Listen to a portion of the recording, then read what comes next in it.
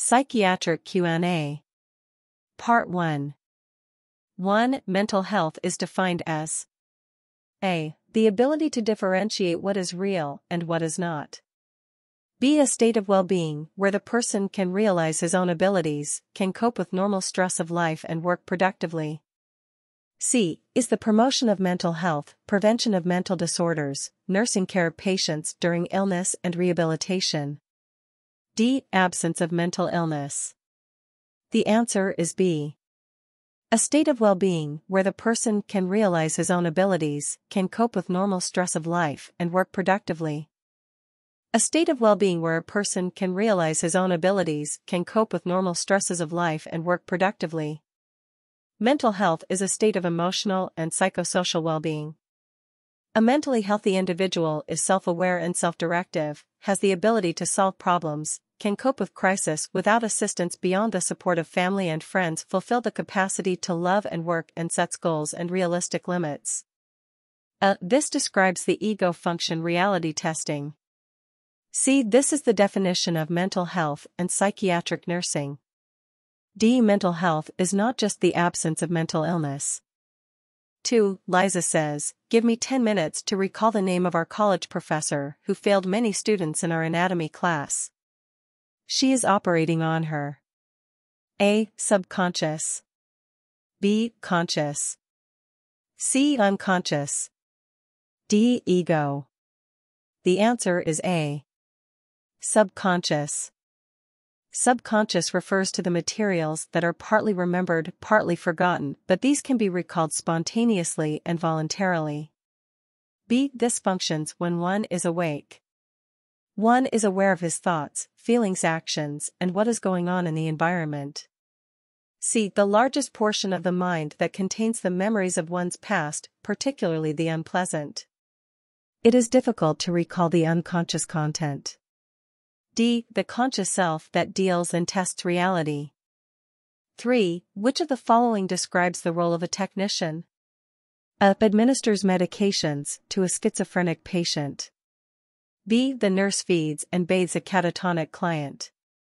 C. Coordinates diverse aspects of care rendered to the patient. D. Disseminates information about alcohol and its effects. The answer is A. Administers medications to a schizophrenic patient. Administers medications to a schizophrenic patient. Administration of medications and treatments, assessment, documentation are the activities of the nurse as a technician. B. Activities as a parent surrogate. C. Refers to the ward manager role. D. Role as a teacher. 4. Primary level of prevention is exemplified by A. Helping the client resume self-care. B. Ensuring the safety of a suicidal client in the institution. C. Teaching the client stress management techniques. D. Case finding and surveillance in the community. The answer is C. Teaching the client stress management techniques. Teaching the client stress management techniques, primary level of prevention, refers to the promotion of mental health and prevention of mental illness. This can be achieved by rendering health teachings such as modifying one's responses to stress. This is tertiary level of prevention that deals with rehabilitation. B and D, secondary level of prevention, which involves reduction of actual illness through early detection and treatment of illness. 5. Which comment about a 3-year-old child, if made by the parent, may indicate child abuse? Once my child is toilet trained, I can still expect her to have some. B. When I tell my child to do something once, I don't expect to have to tell. C. My child is expected to try to do things such as dress and feed. D. My 3-year-old loves to say no. The answer is B. When I tell my child to do something once, I don't expect to have to tell. When I tell my child to do something once, I don't expect to have to tell. Abusive parents tend to have unrealistic expectations on the child. A, B, and C are realistic expectations on a 3-year-old. 6. Situation. In a home visit done by the nurse, she suspects that the wife and her child are victims of abuse. Which of the following is the most appropriate for the nurse to ask? A. Are you being threatened or hurt by your partner? B. Are you frightened of your partner? C. Is something bothering you? D. What happens when you and your partner argue? The answer is A. Are you being threatened or hurt by your partner? Are you being threatened or hurt by your partner? The nurse validates her observation by asking a simple, direct question. This also shows empathy. B, C, and D are indirect questions, which may not lead to the discussion of abuse. 7. The wife admits that she is a victim of abuse and opens up about her persistent distaste for sex. This sexual disorder is A. Sexual desire disorder. B. Sexual arousal disorder. C. Orgasm disorder. D. Sexual pain disorder. The answer is A. Sexual desire disorder. Sexual desire disorder has little or no sexual desire or has distaste for sex. B. Failure to maintain the physiologic requirements for sexual intercourse. C. Persistent and recurrent inability to achieve an orgasm. D. Also called dyspareunia. Individuals with this disorder suffer genital pain before, during, and after sexual intercourse. 8. What would be the best approach for a wife who is still living with her abusive husband? A. Here's the number of a crisis center that you can call for help. B. It's best to leave your husband. C. Did you discuss this with your family? D. Why do you allow yourself to be treated this way? The answer is A. Here's the number of a crisis center that you can call for help. Here's the number of a crisis center that you can call for help.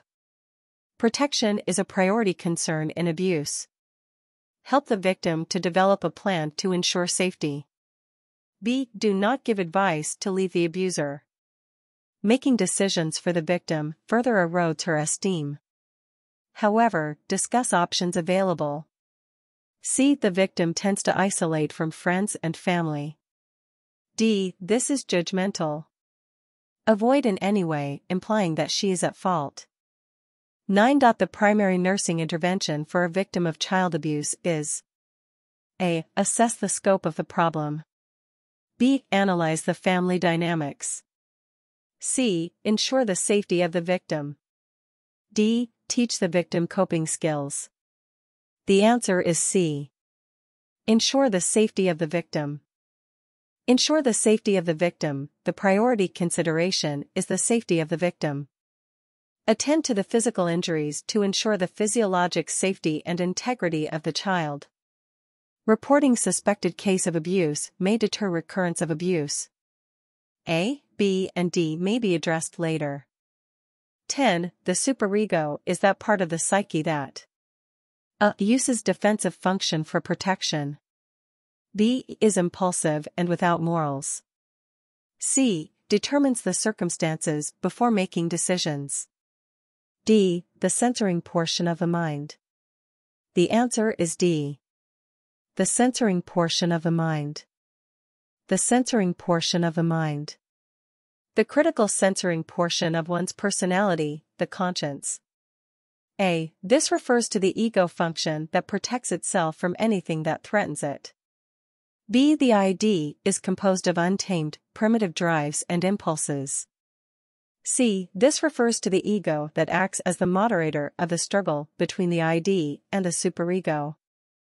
11. A 26-year-old male reports losing his sight in both eyes. He's diagnosed as having a conversion disorder and is admitted to the psychiatric unit.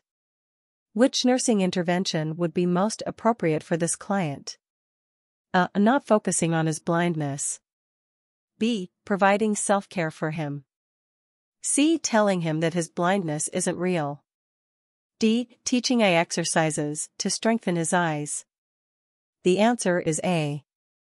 Not focusing on his blindness.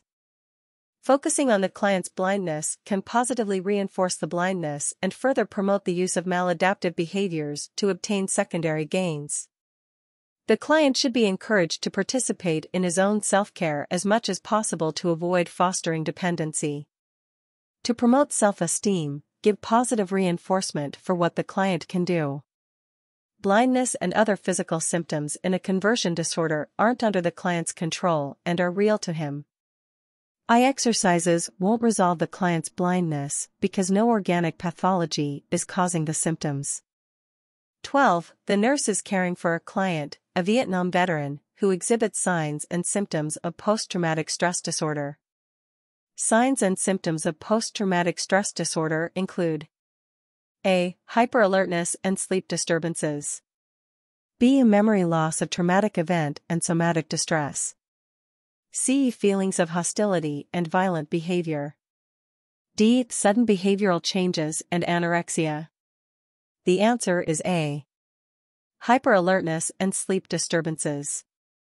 Signs and symptoms of post-traumatic stress disorder include hyperalertness, sleep disturbances, exaggerated startle, survival guilt, and memory impairment. Also, the client relives the traumatic event through dreams and recollections. Hostility, violent behavior, and anorexia aren't usual signs or symptoms of post-traumatic stress disorder. 13. A client is admitted with a diagnosis of schizotypal personality disorder. Which signs would this client exhibit during social situations? A. Aggressive behavior. B. Paranoid thoughts. C. Emotional affect. D. Independence needs. The answer is B.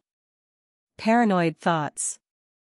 Clients with schizotypal personality disorder experience excessive social anxiety that can lead to paranoid thoughts. Aggressive behavior is uncommon, although these clients may experience agitation with anxiety. Their behavior is emotionally cold with a flattened effect, regardless of the situation.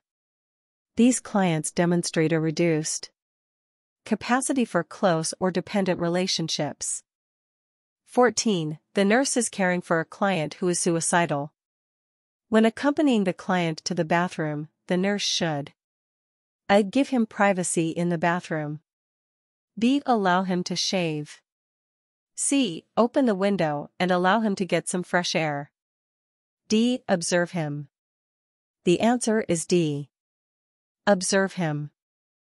The nurse has a responsibility to observe continuously the acutely suicidal client and not provide privacy. The nurse should watch for clues such as communicating suicidal thoughts, threats, and messages, hoarding medications, and talking about death. By accompanying the client to the bathroom, the nurse will naturally prevent hanging or other injury. The nurse will check the client's area and fix dangerous conditions, such as exposed pipes and windows, without safety glass.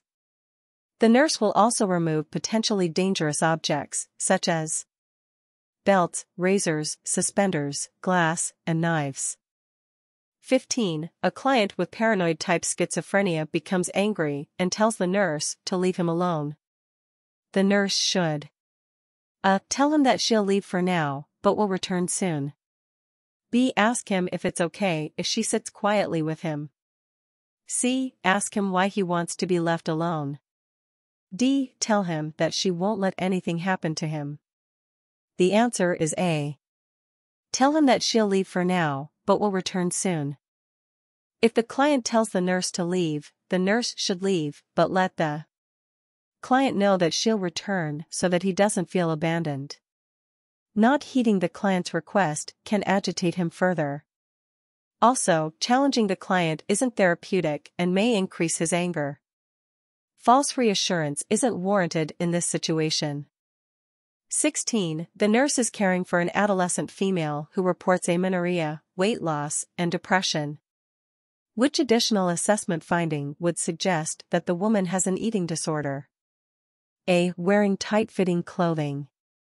B. Increased blood pressure. C. Oily skin. D. Excessive and ritualized exercise. The answer is D. Excessive and ritualized exercise. A client with an eating disorder will normally exercise to excess in an effort to burn as many calories as possible. The client will usually wear loose-fitting clothing to hide what she considers to be a fat body. Skin and nails become dry and brittle, and blood pressure and body temperature drop from excessive weight loss. 17. A high school student is referred to the school nurse for suspected substance abuse. Following the nurse's assessment and interventions, what would be the most desirable outcome? A. The student discusses conflicts over drug use. B. The student accepts a referral to a substance abuse counselor. C. The student agrees to inform his parents of the problem. D. The student reports increased comfort with making choices. The answer is B. The student accepts a referral to a substance abuse counselor. All of the outcomes stated are desirable. However, the best outcome is that the student would agree to seek the assistance of a professional substance abuse counselor. 18. A client with bipolar disorder is being treated with lithium for the first time. The nurse should observe the client for which common adverse effect of lithium? A. Sexual dysfunction. B. Constipation. C. Polyuria. D. Seizures. The answer is C. Polyuria. Polyuria commonly occurs early in the treatment with lithium and could result in fluid volume deficit.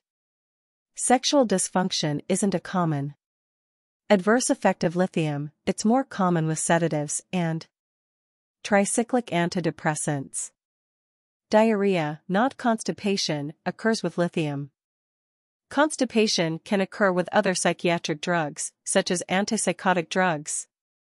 Seizures may be a later sign of lithium toxicity. 19. The nurse is caring for a client diagnosed with bulimia. The most appropriate initial goal for a client diagnosed with bulimia is to A. Avoid shopping for large amounts of food. B. Control eating impulses. C. Identify anxiety-causing situations. D. Eat only 3 meals per day. The answer is C. Identify anxiety-causing situations. Bulimic behavior is generally a maladaptive coping response to stress and underlying issues. The client must identify anxiety-causing situations that stimulate the bulimic behavior and then learn new ways of coping with the anxiety. Controlling shopping for large amounts of food isn't a goal early in treatment. Managing eating impulses and replacing them with adaptive coping mechanisms can be integrated into the care plan after initially addressing stress and underlying issues. Eating 3 meals per day isn't a realistic goal early in treatment. 20. A 24-year-old client is experiencing an acute schizophrenic episode. He has vivid hallucinations that are making him agitated. The nurse's best response at this time would be to A. Take the client's vital signs. B. Explore the content of the hallucinations. C. Tell him his fear is unrealistic. D. Engage the client in reality-oriented activities. The answer is B. Explore the content of the hallucinations. Exploring the content of the hallucinations will help the nurse understand the client's perspective on the situation. The client shouldn't be touched, such as in taking vital signs, without telling him exactly what's going to happen. Debating with the client about his emotions isn't therapeutic. When the client is calm, engage him in reality-based activities.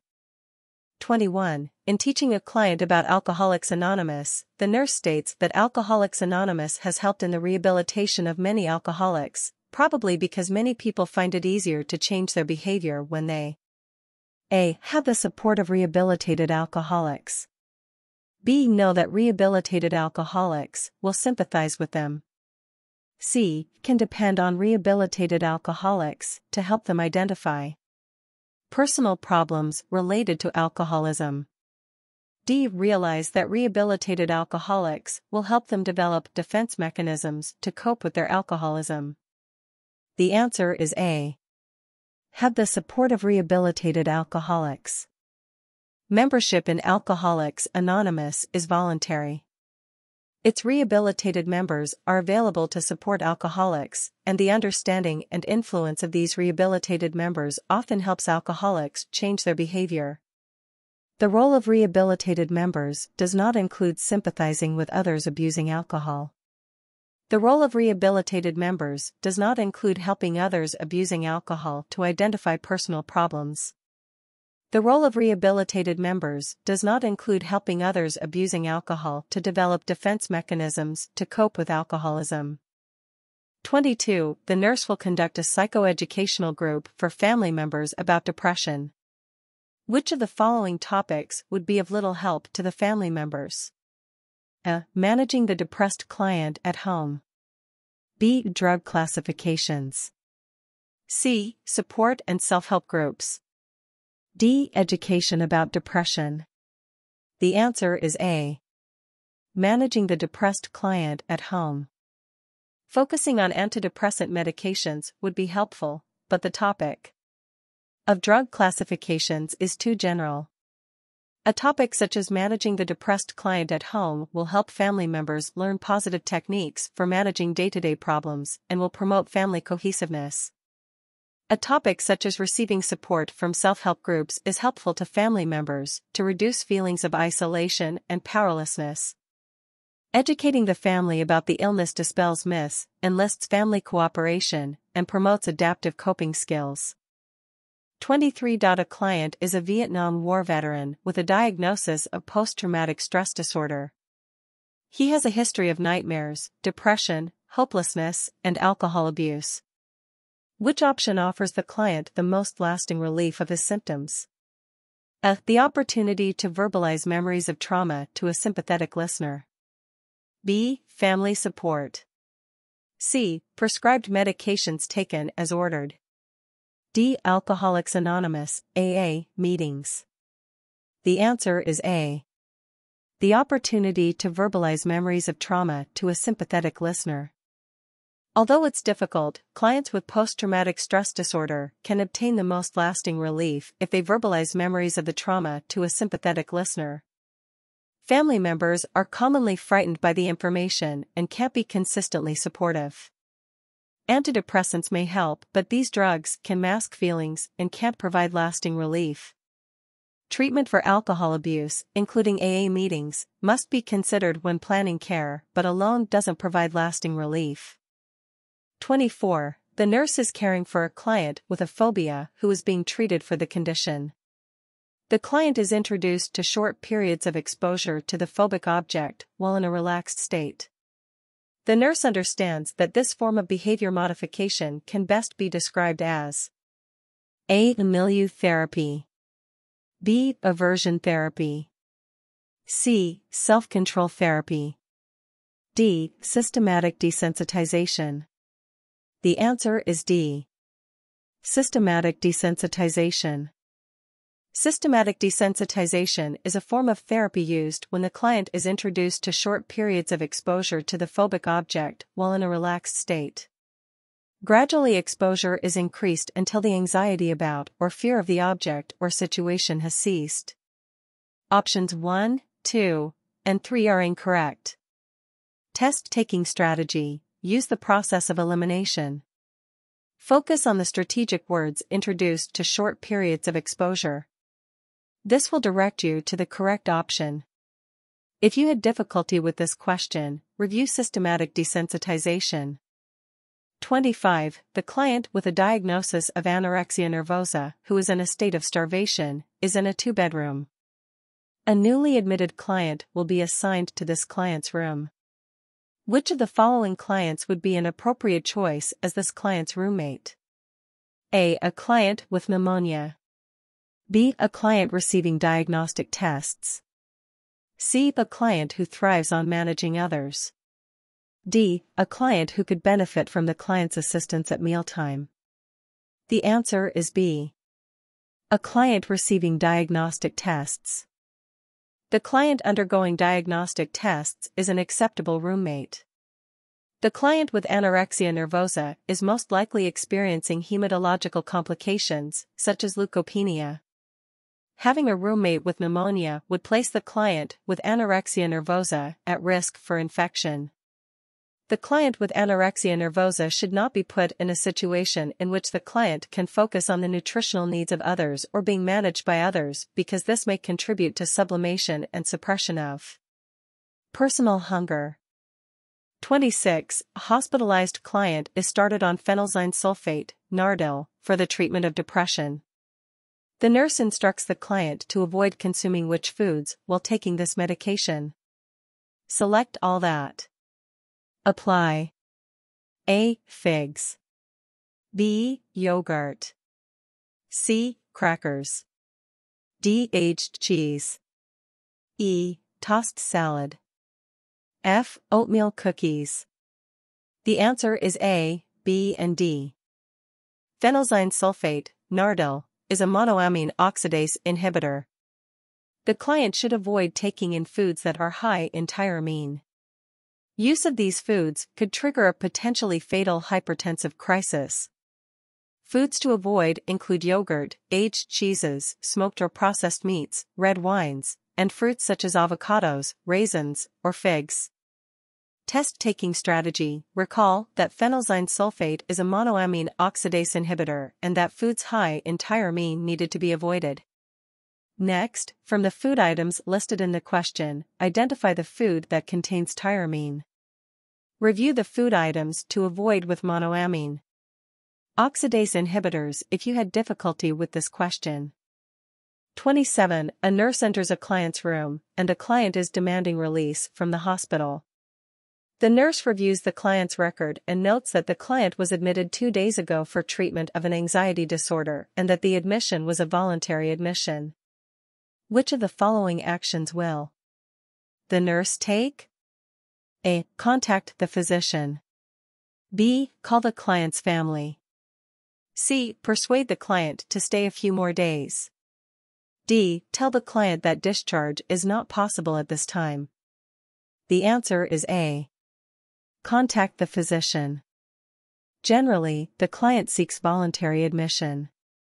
Voluntary clients have the right to demand and obtain release.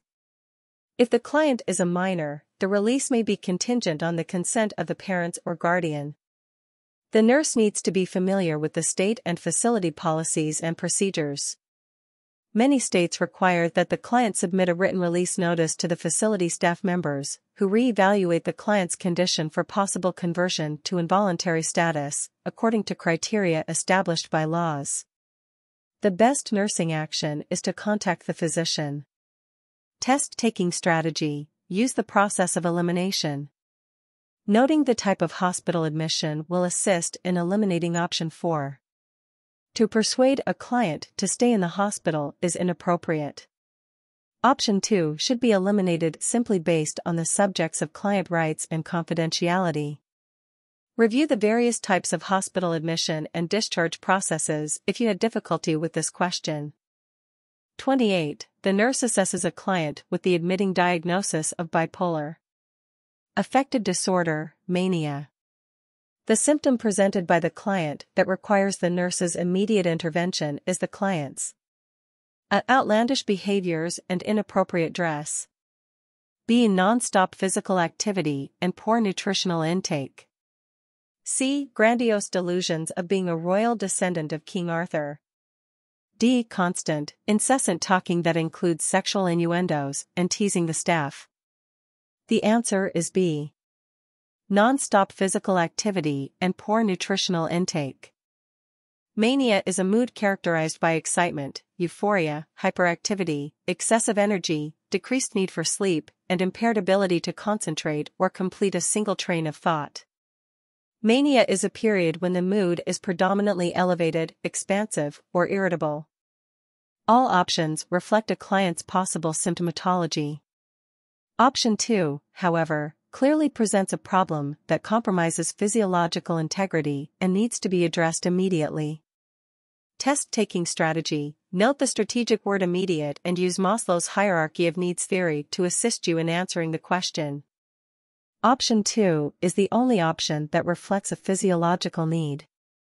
Review care of the client with mania if you had difficulty with this question. 29. The nurse is conducting a group therapy session, and a client with a manic disorder is monopolizing the group. The appropriate nursing action is which of the following? A. Ask the client to leave. B. Refer the client to another group. C. Tell the client to stop monopolizing. D. Thank the client for the contribution and tell him or her to allow others a chance to contribute. The answer is D.